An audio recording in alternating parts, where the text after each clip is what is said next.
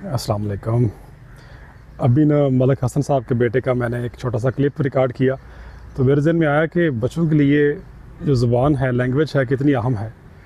बच्चे ज़ुबान के ज़रिए इस माशरे से अपने आप को जोड़ते हैं। पहले वो अपनी माँ बोली सीखते हैं, पंजाबी हो या सराइकी हो या उर्दू हो, जो भी हो। उसके बाद अल्फाज की वसअत में या उनकी वोकैबुलरी में, ज़ख़ीरा अल्फाज में इजाफ़ा होता है। जो वो पढ़ेंगे, कहानियाँ, किताबें या कार्टून देखेंगे, तो उनके अल्फाज में इजाफ़ा होता चला जाएगा।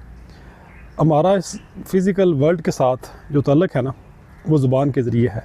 ज़ुबान हमारा इंटरफेस है।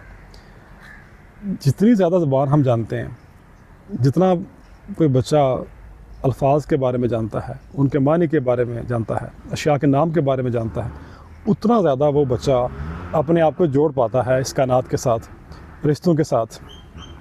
अगर एहसासात की बात करें, ख़यालात की बात करें, तो ख़यालात या एहसासात उनको भी अल्फाज देने होते हैं, उनको भी अल्फाज दे के हरकत में रखना होता है अपने आप को। वैसे तो इंसान हरकत में है, हरकत से मुराद ग्रोथ। ये ग्रोथ, ये ज़हनी ग्रोथ या ज़हनी तरक्की और इर्तिकाई अमल ना सिर्फ जिस्म के लेवल पर हो रहा होता है, बल्कि ज़हन के लेवल पर भी हो रहा होता है। ज़हन के लेवल पर से मुराद ये है कि आप ज़ुबान सीखते हैं। जैसे मैंने कहा कि ज़ुबान हमारा राब्ता करने का एक टूल है। तो बच्चे कार्टून भी देख सकते हैं, पोइट्री भी पढ़ सकते हैं।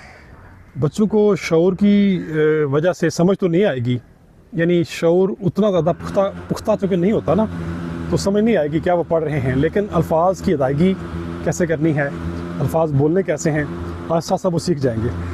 जब ये सीख जाएंगे तो फिर उनका एक ना ताल्लुक़ बन जाएगा ज़ुबान के साथ, अल्फाज के साथ, तख़य्युल के साथ। और इमेजिनेशन आप जानते हैं बहुत कीमती होती है। Imagination is more I think powerful then the reality. मेरे बैकग्राउंड में ना शोर आ गया, मज़ा नहीं आ रहा, फिर बात करेंगे। शुक्रिया।